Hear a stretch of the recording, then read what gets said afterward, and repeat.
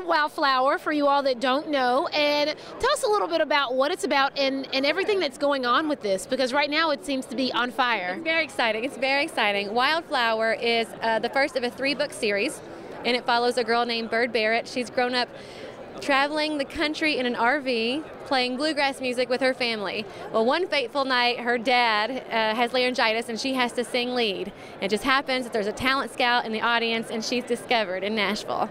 And so this chronicles her rise to fame in country music. Then the next book will be where she's the headliner, and the last book she'll be the big star. Wonderful. So it sounds like there's maybe a character that's a real life artist that may be found inside this book? I think that, my publisher is saying that fans of Taylor Swift would really like Wildflower. It's kind of that, rise to fame in country music. And that's so cool, I think, for kids in our area. I write commercial rural fiction. I write for teen Alicia. What would I have wanted to read growing up? I couldn't relate to what was out there, like Gossip Girl and 90210. That wasn't my life. And so I'm writing commercial books, with mass appeal for kids from the Mid-South, like the Kentucky, Virginia, Tennessee, Arkansas girls. So that's what I'm writing. And then I wanted to tell you about this contest. So Wildflower is about, a made-up person, Bird Barrett, but after I wrote it, the publisher hired a Grammy-nominated songwriter to bring her fictitious song to life. So her hit song, Notice Me, is now a real song. And here's the sheet music. And after that, Justine Magazine read the book to review it, and they loved it, and so they are hosting a nationwide talent search.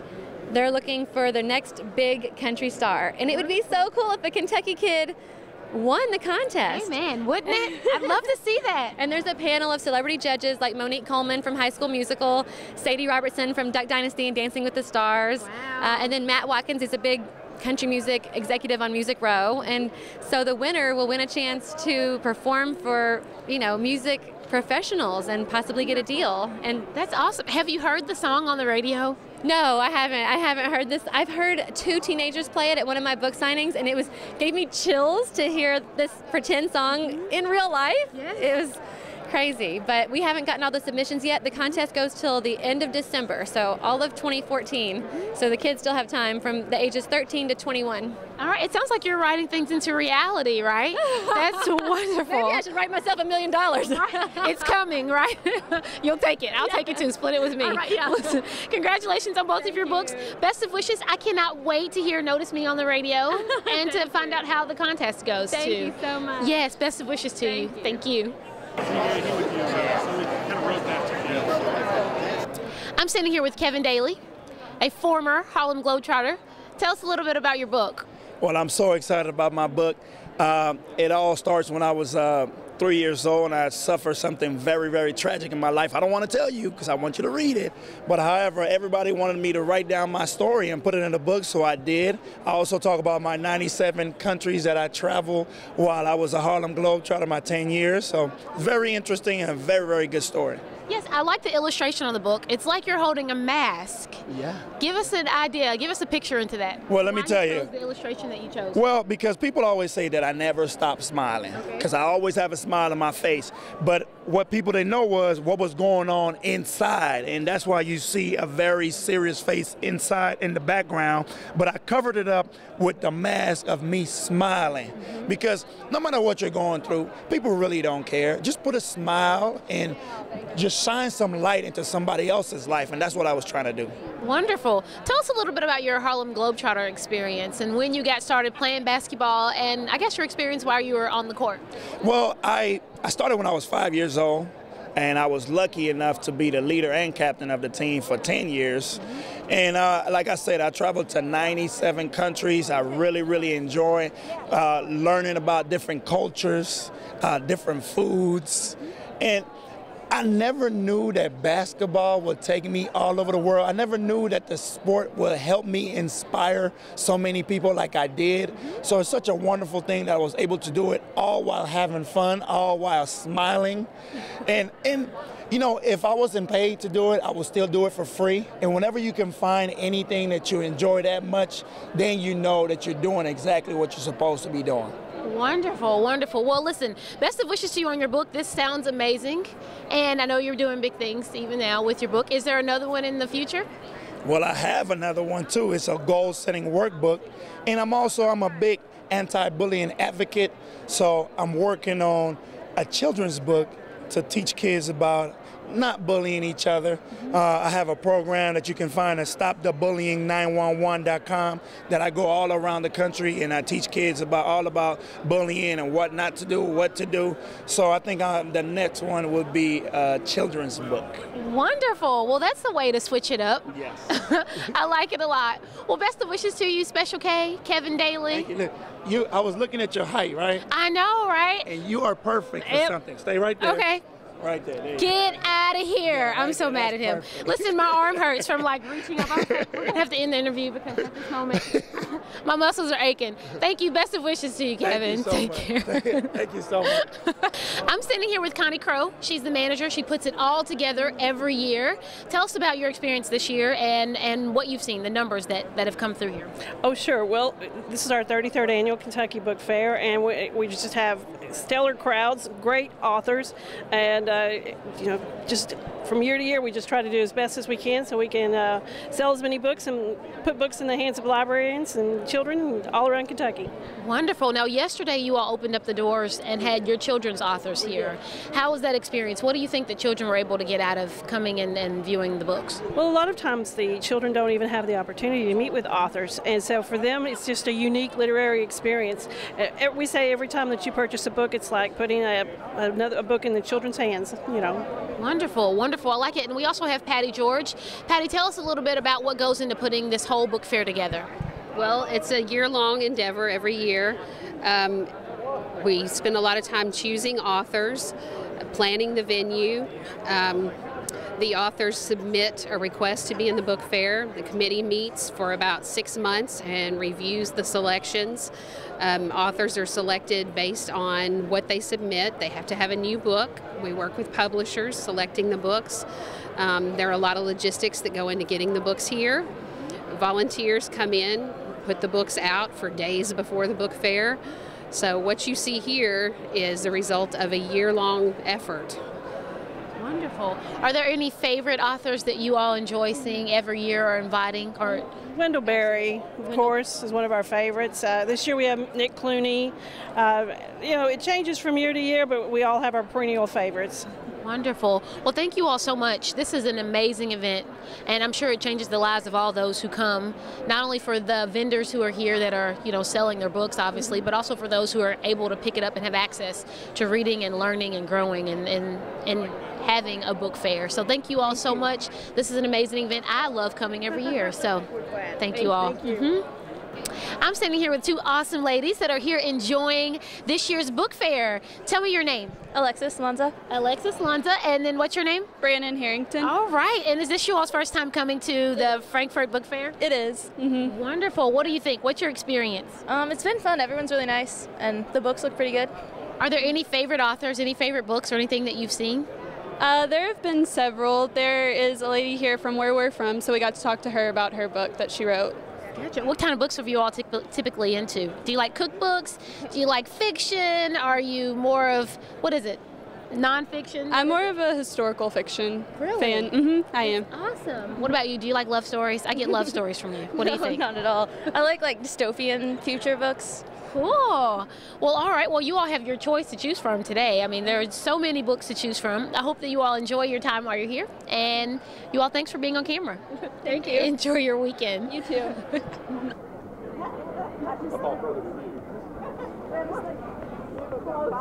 I'm standing here with Louise Harrison, and she is the author of My Brother's Band. Tell me a little bit about this particular book. Well, I came to live in this country in 1963, and at that time my brother and his band were just starting to make some singles, and so being a bit of a ham myself, I decided, okay, let me take these records around to the radio stations and see if I can get them played here in America. So I knew at that time nobody in this country had ever heard of the Beatles, and so I didn't use that word because people would have just thought I was an exterminating company or something. So I would say, these are the singles by my kid brother's band, and that's why I called it this, because that's the name that I always called them. And so you know, eventually they did come to the United States, and one of the things that I did throughout 1963 was to write to their manager, Brian Epstein, and, you know, fill him in with how the music business worked in this country. Because in England, if you get your record played by the BBC, you're in, you know, that's all you need. But in this country back then, there were approximately 6,000 radio stations, independent, and so it was very, very difficult to get national coverage unless you were, you know, sponsored or, what's the word, pushed by a major recording company.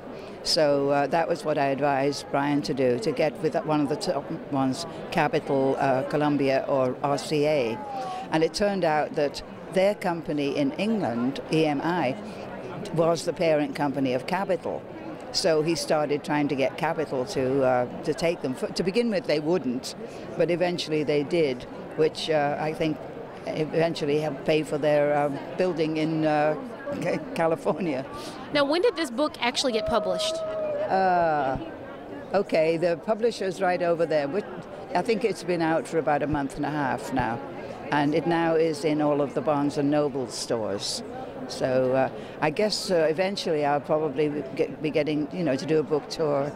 One of the people that I know advised me to have a talk with Oprah, see if I can get on her show. Oh, yes. Oprah's Book Club. Yes. It has a way of taking people to the top. Yeah. Well, again, you know, I know she's a big Beatle fan, and one of the things that's different about this book, I've got probably about 40 or 50 books about the Beatles. And as I explain in this book, so many of the books about the Beatles were written by somebody who maybe was in an elevator with them once, or on the same plane, or even on the same planet for a few minutes. And so many of the books about the Beatles are written by people that know nothing at all about them. And, you know, there's been so much myth and so much stuff made up. In fact, just the little thing about George being the quiet one. I mean, I explain all about that in the book, that it had nothing to do with him being quiet at all. It was just that when he came to do the Ed Sullivan Show, he had a 104-degree temperature and a really bad strep throat. Oh, wow. And so he couldn't talk. Gotcha. Well, listen, we hope that you all check this book out. She answers a lot of myths, talks about a lot of things, and really gets to the bottom of her kid brother's band. Thank you so much for agreeing to be on camera. Congratulations to you on this book, and I pray it does well. Thank you. Thank you. I'm standing here with Ann Ross, and I love her books. Tell us a little bit about your latest book that came out, Etta Mae's Worst Bad Luck Day. Yes. Well, Etta Mae is a friend of Miss Julia's, as everybody knows who's read the books. And this is her story. And it tells how she tries to better herself and what she does in order to earn some respect, because she's a girl that lives in a single-wide trailer in a trailer park, and she wants to get up in the world, and it's a fun story. Now tell me this, your characters are always lively. Yeah. Wonderful. Lively characters. Does this particular Etta Mae, does she resemble anyone in your life or anyone that you know? No, and if she did, I wouldn't admit it. Oh, no? I gotcha. Well, she sounds like a wonderful character. How does she differ a lot from Miss Julia? Well, she's younger, for one thing, and certainly she does not have Miss Julia's class or financial status or social status, but she wants those things. And so that's what she goes about trying to obtain, not by any underhanded means. That's just what she aspires to. Wonderful. Now, is this your favorite book that you've written? I love this book. I really do. It's a little different from the Miss Julia books. It's a little edgier, but it was fun to write. Wonderful. How long did it take you to put it all together? Oh, I don't know, about a year. That's not too bad, right? Not too bad, right. Gotcha. Yeah. And this book that you have here, Miss Julia's, is it Memorable Makeovers or Marvelous Makeover? Marvelous Makeover. Now, yes. you said that this one made the top 10. It was number 10 on the New York Times bestseller list in April. Wonderful. And is that your first time making the top 10 bestsellers list? In the top 10, yes. A lot of them were in the top 20 or that sort of thing, but this made the big time. Yes, congratulations. Did you do a little dance when you heard it? Oh, yes, honey, I did. How did you celebrate? Well, I was in a hotel room on tour for this book. And my editor called me about 6 o'clock that night when she learned it, and everybody was so excited. Woohoo! Yeah. Congratulations. I'm so proud. It's awesome. Thank you. Yes, best of wishes to you and the new book, and to Etta Mae. I hope she grows into a wonderful character. I'd love to read more about her. So, wonderful. Thank you so much. All right, now we all know the rivalry between UK and Louisville runs deep. I mean, in every Kentuckian's blood, there's always a great divide between whether you're going to vote for or root for Kentucky or whether you're going to root for Louisville. And these two gentlemen have co-written a book called Fighting Words, Kentucky versus Louisville. Tell us about putting this book together. Well, this was an idea that we had for a long time, probably 10 years or more. Is that right, Joe? Yeah. And we had written some other books, some other sports books in the past, and really got to a point where we could pitch an idea of our own. And we had always thought that, you know, other rivalries like Duke and North Carolina, they have like 7 books written about that. So we're like, why don't we write a book about the best rivalry? That's right. And so we did. And you know, it was so much fun to go around and talk with all the former Wildcats and former Cardinals. We got Coach Hall and Coach Crum on board. They wrote a foreword for us. And I think at the end of the day, at this point, you got to say Kentucky-Louisville's the best rivalry in college basketball. Nowhere else are you going to find the passion or the intensity that you do when the Cats and Cards get together. That is for sure. Now tell me this, when Kentucky's not playing and Louisville's playing, are you all Louisville fans as well? I'm a fan of whatever team is playing Louisville that day. What about you, Mr. Cox? I'm a Louisville alum, so part of writing the book was my move from being solely a Kentucky guy to kind of embracing my Cardinal heritage too. So I root for both teams. I love it. I love it. Now tell me this. This book says 100 things Wildcat fans should know and do before they die.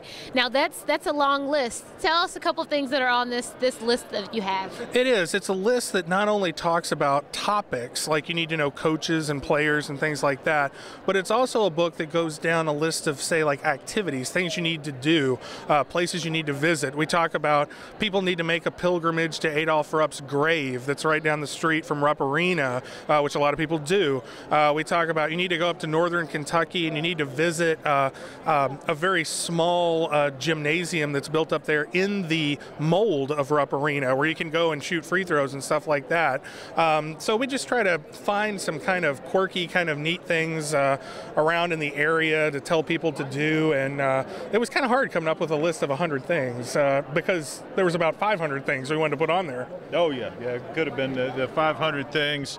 And, of course, you know, we get done with the book and immediately we go out and we run into Valerie Still. And Valerie Still, I'm sad to say, didn't make the list of 100 things. So Valerie Still has been promised. She's in the sequel. Who's like the best basketball player ever at the University of Kentucky. She's only the all-time leading scorer and rebounder in UK history. And we meet her, and of course we both look up at her because she's very tall, and like, oh, we're so sorry. Any favorite UK players that you always like to keep up with or find out about? The favorite one for me, because, you know, we've also interviewed a lot of these guys too, and the favorite one for me, going back to the '93 team, was Jamal Mashburn, and he was the guy who kind of got us back on track, who put us back on the map basketball-wise, but has also gone on to really represent the university well. He's kind of the textbook guy you want to look to when you talk about managing your finances in the NBA. He's become a real businessman, and he's got a really good story, which you could find in our books. All right, sounds good. What about you? I'm going to go the other direction. I love Jamal too. But if I'm picking one, I'm picking Todd Svoboda. Mashburn was an All-American. Todd was the 12th guy on the bench, but a great guy. Phenomenal former Wildcat, a guy who I'm sorry to say has been fighting cancer. I want to send out warm wishes to Todd on behalf of all the Kentucky fans. But Todd helped me remember that even the players are fans sometimes, and I'm grateful for that. All right, I love it. So you all check it out. It's called, there's 3, The Game of My Life, and this one is written by Ryan Clark. There's also 100 Things Wildcat Fans Should Do Before They Die, and Fighting Words, Kentucky versus Louisville, and that was co-written by Joe Cox and Ryan Clark together. So you all be sure to check it out. Thank you all so much for agreeing to be on camera, and best wishes to you on your book. Thanks. Thanks so much. Well, I'm standing here with a popular face around Frankfort, Russ Hatter, and he's got a book here called Embattled Capital. Tell us a little bit about this book and your contribution to it. Thank you very much. This was actually written by Jim Pritchard, who used to be with Kentucky Department of Library and Archives, works part-time over at the Filson Club in Louisville, and he is an excellent writer. It's the story of Frankfort during the Civil War. My particular part of this book dealt with the soldiers, both born or lived in Frankfort, white, black, north, south. There's over 2,300 names in this book of Frankfort soldiers.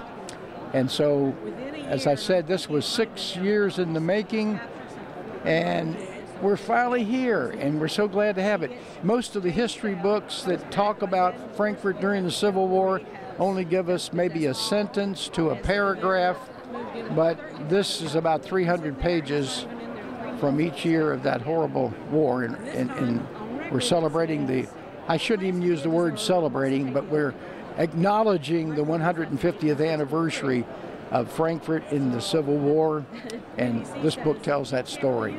And how did you come up with the roster with names from all the soldiers that took place in the battle? Right. The late Charlie Hall had started collecting the information about Frankfort soldiers, not just in the Civil War, but the Spanish-American War, World War I, World War II, the Korean War. And when he passed away, his family donated his research to the museum, Capital City Museum.